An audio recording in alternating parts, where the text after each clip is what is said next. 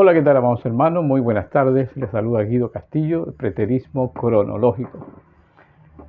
Amados hermanos, hace tiempo atrás alguien me preguntó por ahí qué pensaba yo de la Tierra plana. Bueno, por ahí dije algunas cosas, ¿no es cierto? Es absurdo para mí creer en la Tierra plana. Estamos en la época, amados hermanos, en que Dios reina, tanto en los cielos como en la tierra. En la primera y en la segunda tierra reina Dios en la persona de Jesucristo. ¿Lo entienden? Bien, si Cristo reina en este momento, o Dios reina en este momento, no nos puede dejar en tinieblas. Entonces, hay una forma de decir las cosas en el mundo que tiene que ser igual en el cielo. Es el hecho de que la mayoría manda, amados hermanos. La mayoría manda. Somos muchos los seres humanos que estudiamos. Son muy pocos los que no estudian. De la misma manera somos muchos los que creemos en Dios. Son pocos los ateos. ¿Se fija? Ahora, entre los que creen en Dios, son pocos los que se salvan. Qué curioso, es una tremenda contradicción eso. Pero así pasa con la verdad también. Muchos son los llamados, pocos los escogidos. ¿Eh? Y así es la cosa. Entonces, entre los muchos hay cosas generales que todo el mundo sabe. El hecho de que todos creemos en Dios, o la gran mayoría de los seres humanos creemos en Dios, es porque está demostrado ya por medio de las cosas hechas, ¿no es cierto?, de que Dios existe. Son muy pocos los ateos porque no tienen de dónde agarrarse para decir que Dios no existe.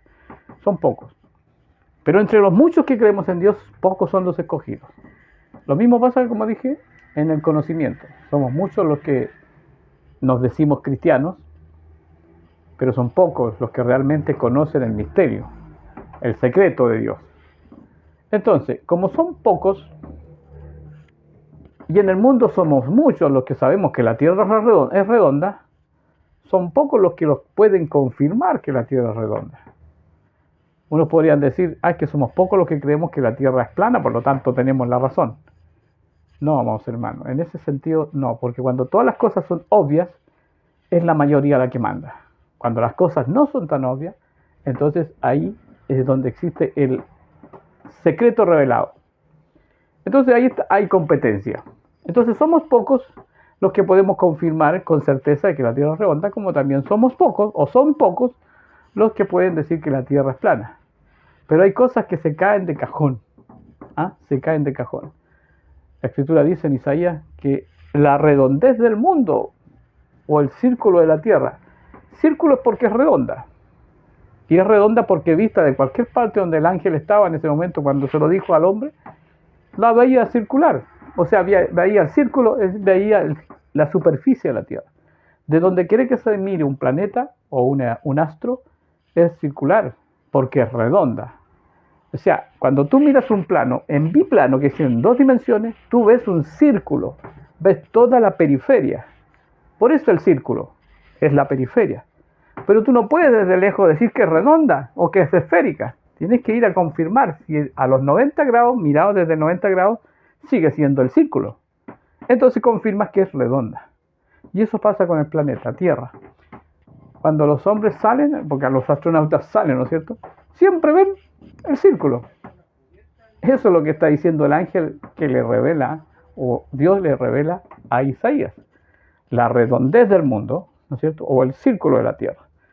Con eso está diciendo que de donde quiera que se mire, la Tierra es redonda por causa de que se ve un círculo solamente como la superficie. Y de plano, porque tú la miras de frente.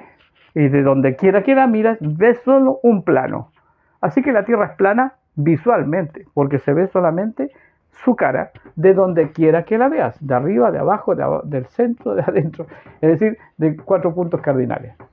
Siempre se verá plana en 2 planos, pero existe lo que se llama 3 planos o tridimensional. Y nadie mira una cosa que está delante de sus ojos, no la puede ver tridimensionalmente, pero tiene el entendimiento de que las cosas que tienen volumen son tridimensionales. Por ejemplo, yo puedo mirar un árbol, a distancia veo un árbol, lo quiero representar, entonces hago un árbol, ¿cierto? Y empiezo a dibujar y miro la Tierra. ¿Qué es lo que veo yo de un árbol? Veo su plano, lo veo plano, no veo su tridimensión, porque no sé cuánto más para allá es. Y lo que miro aquí siempre lo veo recto, pero la verdad es que el árbol es, mirado desde otro lado, es el mismo árbol. Mirado desde arriba, tiene esa forma del tronco, ¿cierto? Con ramas que salen para todos lados, pero es tridimensional, tiene medidas en todos los sentidos. De la misma manera, entonces, la Tierra tiene una forma tridimensional que es circular desde todos los puntos de donde se le mire. Es una esfera. ¿Ok? Dicho esto, amados hermanos, segundo tema, pregunta que está relacionada con si la Tierra es plana o si es una, ¿cómo dicen? Una esfera. Ya. Dicho esto entonces de que la Tierra es una esfera, todos los astros tienen que serlo. Y porque todos lo son, la Tierra también. ¿Por qué ahora la Tierra tiene que ser igual que la redonda, igual como el Sol, por ejemplo, la estrella? ¿Por qué igual que el planeta Marte y por qué igual que todos los planetas? Aquellos astros que están en los cielos, que son gigantescos, que son parte de algo que era cilíndrico y que se destrozó o reventó, esos tienen forma totalmente deforme, digamos. No tienen una cosa formada como esfera. Pero todos los planetas son esféricos y todos los astros, las estrellas, son esféricas. Lo que no es esférico es una galaxia, porque una galaxia circulan los planetas y los astros, las estrellas circulan, formando una especie de disco gigantesco. A la distancia se ve como si estuvieran en un disco, o forma una especie de... ¿Cómo se llama eso? Tiene un nombre. Bueno, los planetas y los astros, todos nacen desde su interior hacia afuera. No como lo dice la teoría del Big Bang. La teoría del Big Bang dice que todo era una sola cosa al principio y explotó. ¿Y cómo se formaron cada cosita redonditas y perfectamente redonditas? Porque nada, explotó. No hubo una explosión como dicen ellos. No hubo una sola explosión. Cada una de las esferas es una explosión. Pero cuando explotan dentro de algo que ya existe, ¿cómo puede ser eso para dar forma? Yo por ahí dije un ejemplo, si usted tiene agua, solamente agua, y quiere formar dentro quiere formar algo de aire, cuando usted puede penetrar el aire en medio del agua, siempre se va a formar una esfera, una bolita de aire. ¿Por qué? Porque las cosas que están allí, que son las partículas de agua, están todas uniformes, comprimen con la misma fuerza de todas las direcciones hacia ese punto donde usted va a crear una burbuja de aire. ¿Me entiende? Si echa aire por medio de una manguera hacia el volumen de agua, usted va a tener que hacer una pequeña cantidad de aire primero. Si corta la emisión de aire, usted va a tener una pequeña burbuja. Pero si le extiende el aire y la hace más largo, va a crecer la burbuja, pero la misma forma que la bolita chiquitita de aire, que la burbuja de aire. ¿Por qué? Porque usted está, es como se dice, haciendo una fuerza con el aire hacia todas las paredes que son uniformes dentro del agua. La compresión es exactamente la misma de todos los lados. Por eso la redondez. Entonces debo concluir que el espacio es una fuerza similar al agua. No es agua, es como el aire, pero tampoco es aire. Eso que llamamos espacio es una masa de algo que no sabemos. Y los planetas se crean igual como la burbuja dentro del agua, pero en el espacio se crea la materia, en una masa de espacio. O sea que ese espacio es masa y por lo tanto podríamos decir que hay una energía que ocupa ese espacio y eso es lo que el hombre hoy en día llama, ¿cómo se llama? Energía oscura. Energía oscura.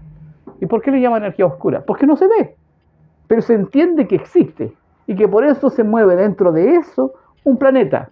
Dentro de esa masa, que es como el agua, como dije, se mueve otro planeta, se mueve otra estrella, pero cada una nació de la misma forma como nace cuando usted echa aire en el agua.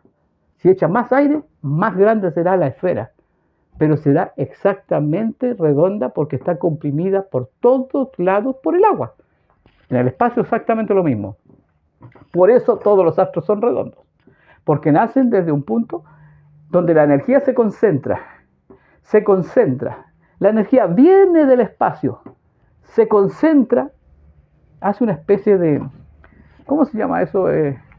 Tiene un nombre, yo no soy científico, pero lo entiendo, amados hermanos, que alguien lo explicó por ahí en una conferencia que yo escuché, pero se me han ido los detalles de este asunto. Pero veamos cómo se forma una estrella, por ejemplo. Lo primero que empieza a aparecer son unas energías que forman un vórtice. ¿Qué es lo que es un vórtice? Es como una cosa así. Pero son miles de partículas, miles y miles y miles de partículas que estaban en el vacío, que se concentran. Cada una de esas cosas a nivel microscópico se concentra y van creciendo cada vez las partículas, hasta que aparece una especie de gas vista desde lejos, porque son muchas partículas separadas, pero son pequeñas a la distancia del ojo. Es lo mismo que pasa con el agua. Cuando hierve, forma un gas, ¿no es cierto? En forma gaseosa va el agua y forma una nube. Pero la nube puede concentrarse, se puede oscura. Cuando son nubes que están en nuestro cielo, vemos que se forman granizos cuando se congelan por las temperaturas. El agua se aprecia, de la nube se concentra a tal tiempo que parece una pelota de hielo. Hay pequeños granizos y tremendos granizos. ¿Por qué? Porque depende de muchas cosas que actúan allí. Aquí entonces, para formar una estrella se forma esta forma, en esta forma circulan, y eso se llama vórtice. Forman las fuerzas que van a concentrar la estrella y se concentran aquí en el centro. Y esto empieza a crecer. Esas fuerzas que empezaron a dar vueltas, a girar, vibraciones que concentran la energía, en millones de años eso es una tremenda concentración de gases que tiende a explotar. Pero ¿cómo se llama cuando explota dentro de sí misma? Se llama implosión. No es una explosión de saltan todos los pedazos para todos lados. Implosión es porque tiende a quedar encerrado, ya que aquí el espacio está haciendo una compresión contra todo eso. La nueva fuerza que se está creando en el centro aquí lucha contra la presión del espacio, como si estuviera una gota de aire en el agua. Entonces, esta concentración que está ahí es distinta a los gases. Son transformaciones de la energía. Son muy opuestas. Cada vez que se transforma algo, se transforma en algo opuesto. Bueno, la cosa es que aquí hay muchas cosas que no desconocemos para llegar a esto. Por ejemplo, ya dije que los gases se convierten en verdaderas fuerzas que concentran en el centro de ese vórtice una pequeña carga de energía. Y esa termina fusionando, o en la implosión que produce de todos los elementos que la conforman, hay una explosión, pero dentro de sí misma, implosión, en donde toda esa energía comienza a moverse en su interior y explota y se regenera, y explota y se regenera, y pasan millones de años con eso, y eso es una estrella. Ahora, ¿qué pasa cuando la estrella no alcanza una dimensión? Una dimensión para mantenerse en el tiempo de energía. ¿Qué pasa si aquella fue creada pequeñita? Es decir, fue una pequeña bolita de fuego, donde todo esto está ardiendo, ¿no es cierto? Todo eso está ardiendo. Se ve deforme, pero es redondita. Salen llamaradas de fuego, todo eso. Y ahí hay fusión y también hay fisión de partículas. Se le llama ahora a una estrella caldo de protones o fusión de protones, estrella de protones. Porque son los protones los que actúan ahí. Distinto a cuando está la materia fría, son los electrones. Bien, pero primero vamos a hacer que si esta inmensa estrella, al lado de esa, hay una diferencia entre nuestra estrella, por ejemplo, si este es el Sol, y nuestro planeta es así nomás de chiquitito al lado del el planeta Tierra. Quiere decir que si en esta dimensión es el Sol que nosotros tenemos, que es una estrella, cuando llega ella a tener esa dimensión, es muy larga su vida, muy extensa su vida. Pero este planeta, en vez de desaparecer, era una estrella que se enfrió. Por causa de que no pudo perdurar en el tiempo, se enfrió. Al enfriarse no significa que deja de tener fuego, no, el fuego empieza a reducirse. Ya no es una tremenda llamarada, se empiezan a aparecer las formas que tenían los elementos, es decir, la materia. Y se empiezan a parecer a un planeta. Cuando ya el fuego se va quedando en el interior, ¿cierto? Como lo pasa a nuestro planeta, que se pueden apreciar todavía corrientes de fuego, de lava en el interior de nuestra Tierra. Y por supuesto ahí hay un núcleo, hay una cáscara, hay una superficie, etc. La parte más externa, la que está más afuera, es la que se enfría primero, entonces es la que se convierte en polvo. Y también habían elementos como oxígeno e hidrógeno y se separan de los otros elementos y producen estas gases que son nubes y que al final termina en agua que cae sobre la superficie por todo esto de crear atmósfera, etcétera, muchas cosas que tienen que ver ahí. Y entonces este planetita chiquitito se convierte en un, ¿cómo se dice? Un satélite, porque empieza a girar alrededor de esta gran estrella. Pero tenemos nosotros, no solamente si este es nuestro Sol, tenemos planetas que giran, que están ubicados a distintas distancias, ¿no es cierto?, que giran alrededor del Sol. Todos tienen una órbita distinta y tenemos entonces varios planetas alrededor del Sol, ¿cierto? 9 planetas o 8 planetas, ya Plutón creo que está descalificado porque está muy lejos de nuestra estrella, de nuestro Sol. Así que tenemos así el sistema solar.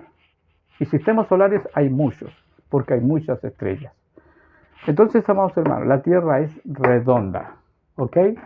La Tierra es esférica, porque nace como cualquier otro astro que nace desde adentro hacia afuera. Así son creados los planetas y